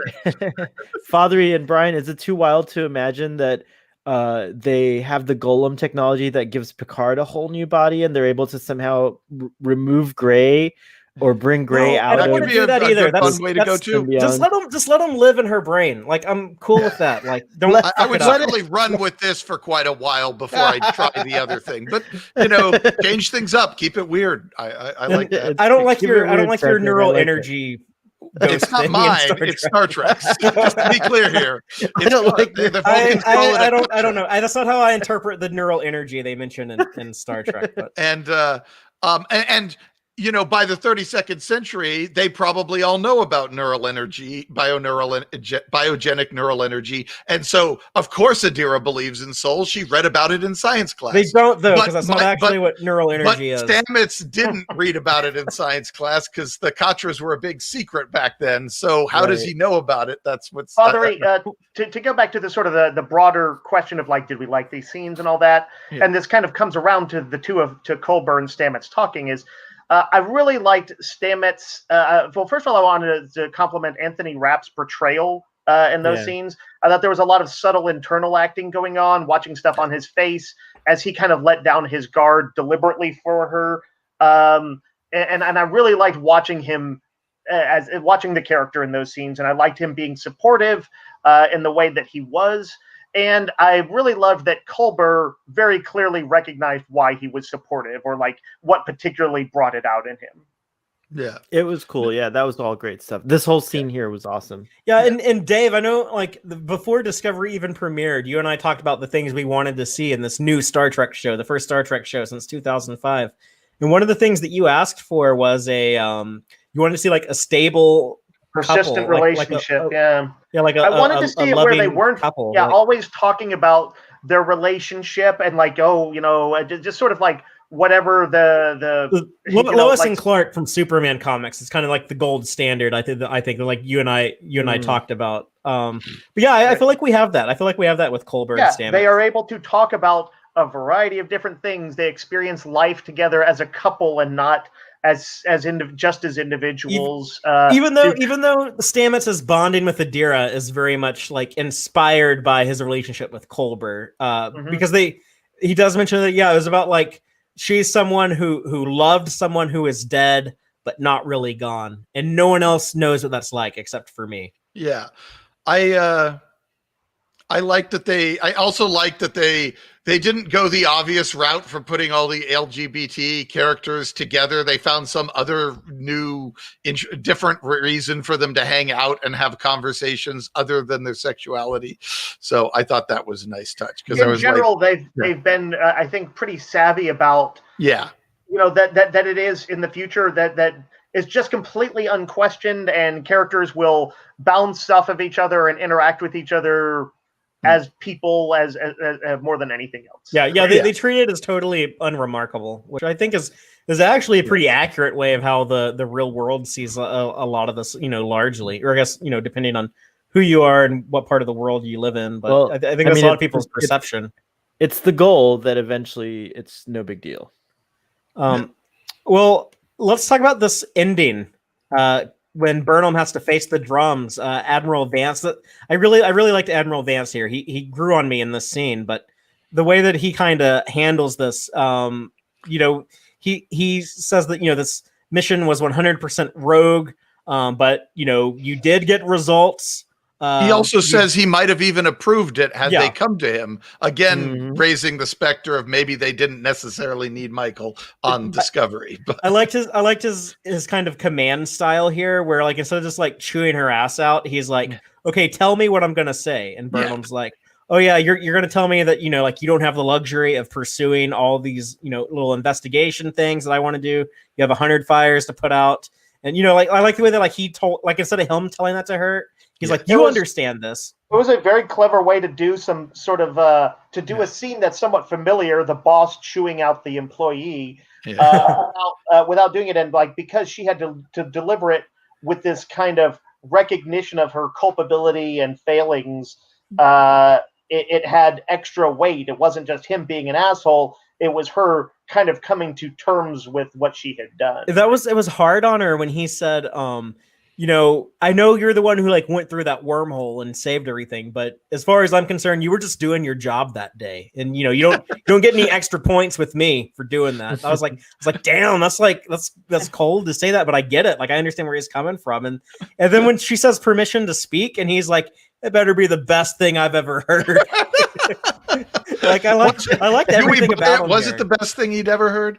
I don't think it was, but it was acceptable. No, because then like he like walks away. He basically like walks away. He's like, "Saru, you handle this. You discipline her."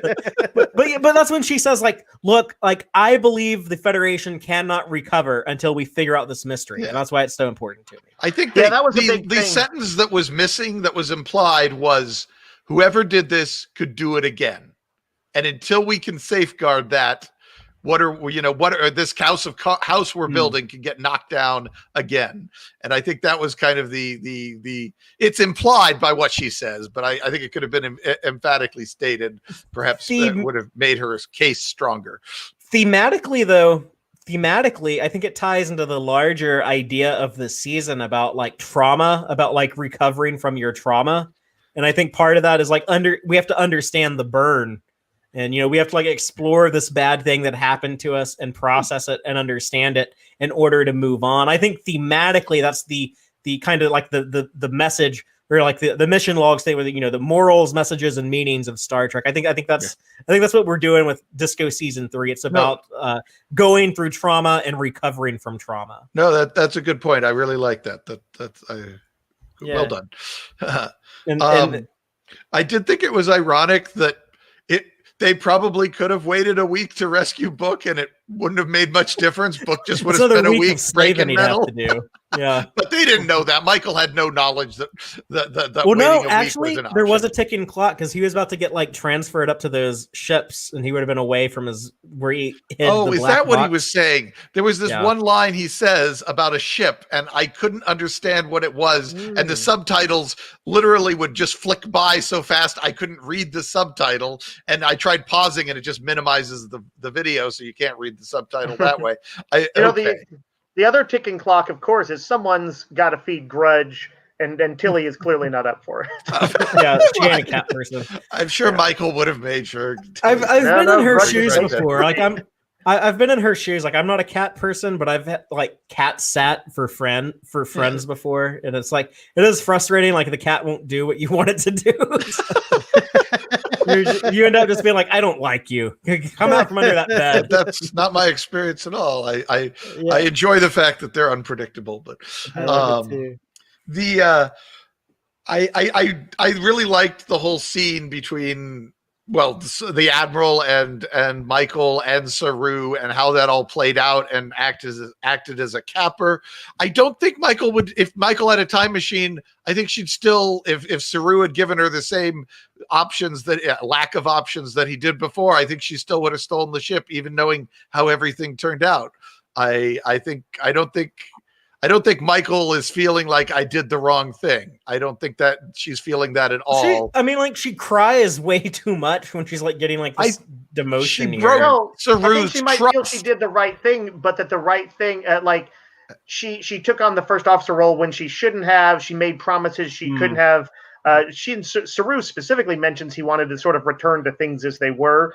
And I don't think she says it but in so many words, but I think it's clear that she wanted some of the same. She wanted to, she considers Saru a friend as well as her superior officer. Yeah, she hurt her friend. She betrayed she hurt her friend. If nothing else, I think she recognized she failed on that level. Yeah, but I think she still would go do it all again, even if it meant hurting Saru again, because she's not going to let Book die. I'm trying to figure where do you guys think that they want to take her as a character arc? It almost sounds like she. I don't know, and I'm scared.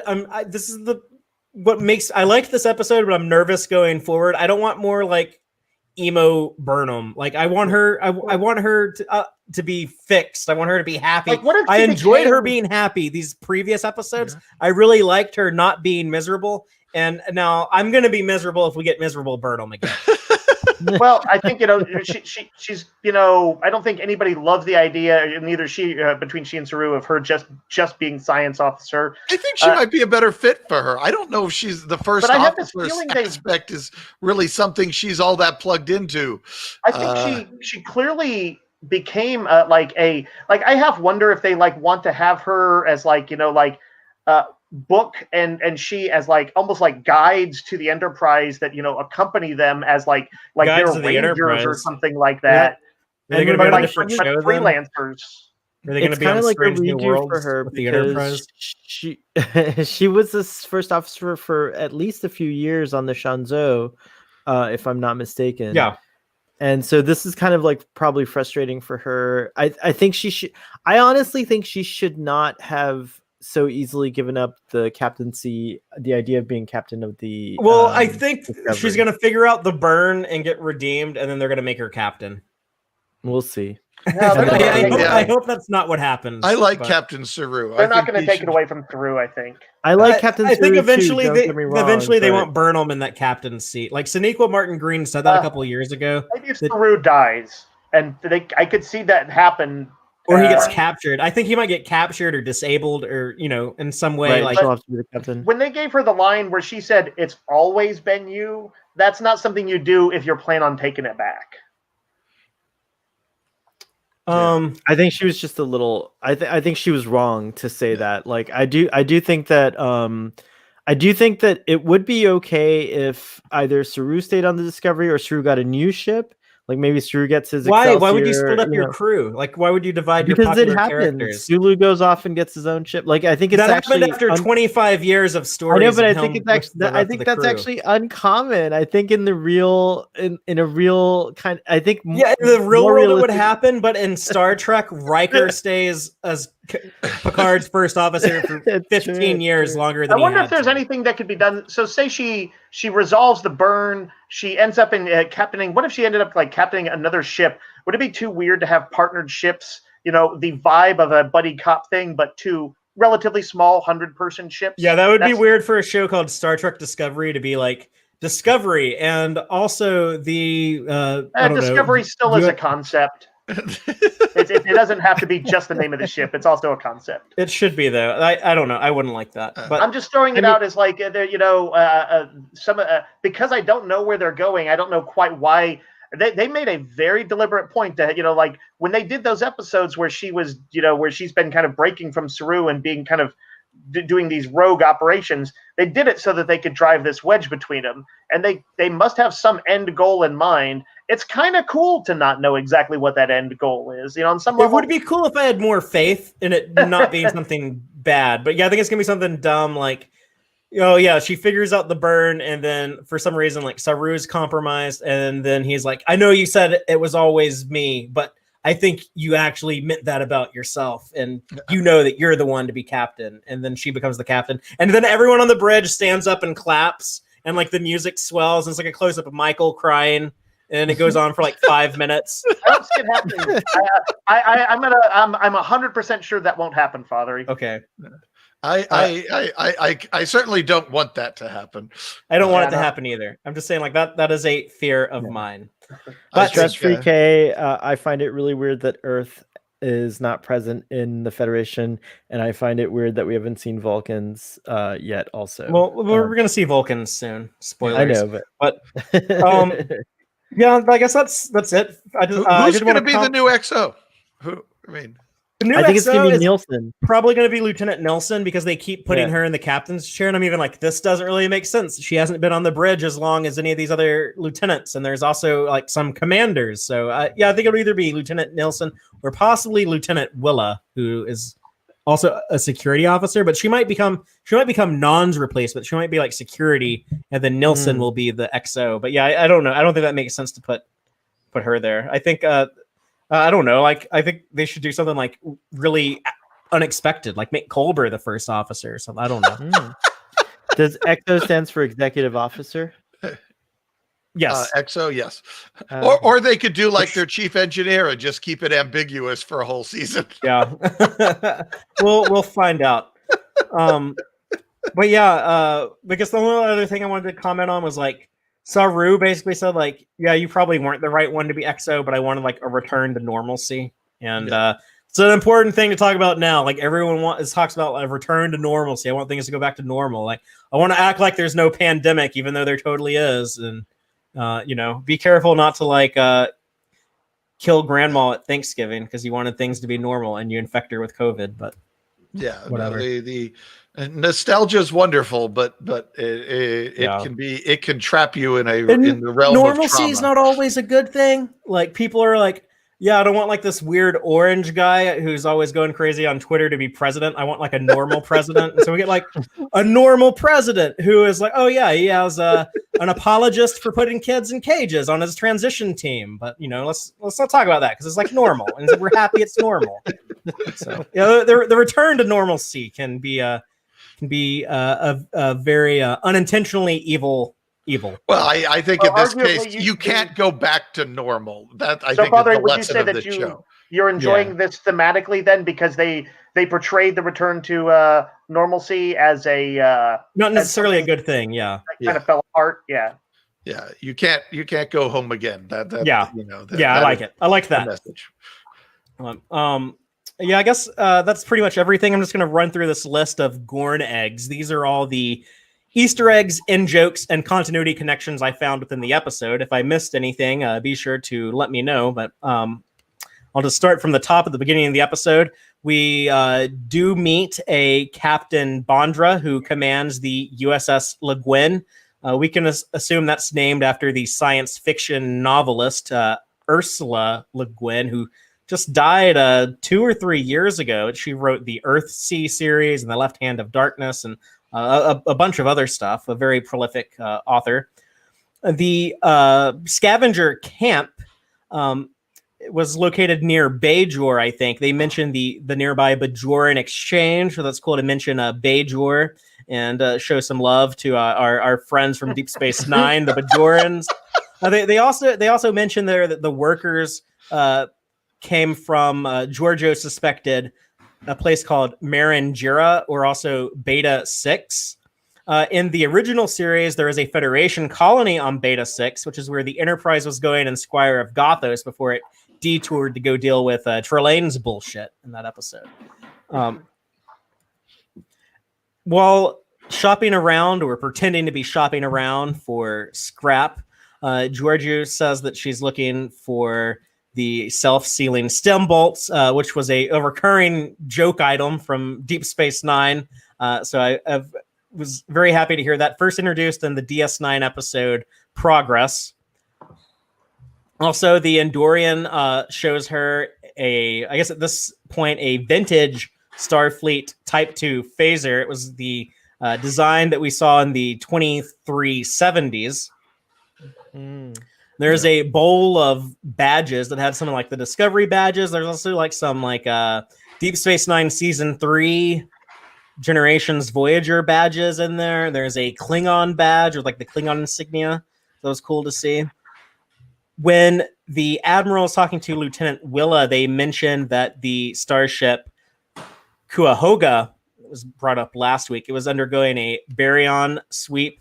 That was something established in TNG in the episode Starship Mine, when they have to remove the baryon particles from a ship. We get a shitload of planets that pop up on these displays in the Starfleet HQ, that, familiar planets that they've established before. There's we see the names of planets like Talos from the Cage, Beta Niobe, where that star went nova in All Our Yesterdays. Camus 2, that was the setting of the last TOS episode, Turnabout Intruder, and then they mentioned it again in Legacy, the episode of TNG with Yar's sister, because that was the 79th episode of TNG. So it's like we've passed the original series. So they're like, we went past Camus 2, was the episode of, that was the planet from that last episode of TOS. There's a planet Q from Conscious of the King, Orion, a bunch of them. I don't want to go into all of them. But one thing I did want to point out is in Admiral Vance's office, we get like a really good look at a star chart, and we see things like Ferengi territory, Cardassian zone, Klingon zone. The Emerald Chain territory seems to take place where like the Romulan Empire used to be. So the Romulan Star Empire, Picard kind of implied it wouldn't really be a thing in the future, but the Emerald Chain basically occupies what used to be Romulan territory. It's the like official star chart, that's kind of like been used in like Star Trek Online and stuff. There's like, I guess, after all these years of it popping up on these displays, it's pretty canonical. We even see like where the HQ, where the Starfleet HQ is located. It's kind of like in between Earth and Deep Space Nine. It's kind of like in that western corner of what would have been the Federation space in the 24th century. Very cool. Oh, and there's also Starbase 47 is now canon. That was a setting of like the Vanguard series of novels. So we had like a Starbase 47. But yeah, those are all of the Gorn eggs I spot. If I missed anything, people in our audience, our listeners should point them out to me, and I'll give you credit for it next week. Woohoo! But yeah, that's pretty much all we have today. So we're gonna get ready to sign off. But if you're checking us out live, you should hop on over to Starfleet Boy's channel in about 30 minutes, because we're going to kick off Starfleet Boy After Dark. Starfleet Boy, what are we talking about tonight? We're talking about Star Trek Discovery some more if we want to, and of course The Mandalorian and just about anything else. By the way, the episode is called Starfleet Boy After Dark Chapter 12, directed by Carl Weathers. Nice. And we will be back next week, as always, at 7:30 p.m. Central to discuss next week's episode of Star Trek Discovery, which is one that has like a very exciting title. It is Unification 3. So in TNG, we had Unification 1 and Unification 2. Those are the episodes about Spock trying to reunite the Romulan Empire and the Vulcan people. So speaking of what happened to the Romulans, Brian, I know you're going to be really excited to see this because you are like it might undermine my role-playing game, which is along similar lines. But I'm very interested. I will. That's the price you pay for running games that take years to wrap up. It sounds. Yeah, that's true. But yeah, you're the biggest. You're like a Vulcanoid historian at this point. You're like an official like Romulan Vulcan expert. Yeah, no, I will be paying very close attention to this episode. I'm very curious. And hey, people watching live, you need to check out Starfleet Boy tomorrow at what time? 4 Eastern, 3 Central? 3 p.m. Eastern. 3 Eastern, 2 Central, my time. Because we're going to be talking about Balance of Terror, which established the Romulan-Vulcan divide. When Spock is like, oh my God, these bad guys look like me. And then, many years later, he's the guy who's trying to reunite them. So, and if we don't talk about Balance of Terror for some reason, but we will, we're going to talk about the first 6 episodes of Star Trek Discovery, just as a recap. This is a mid-season recap. Okay, so a lot of cool stuff. One or the other. It'll be one Grudge. or the other. We don't know which one. lots of goodness coming down the pike. And until next time, as always, live long and prosper, y'all.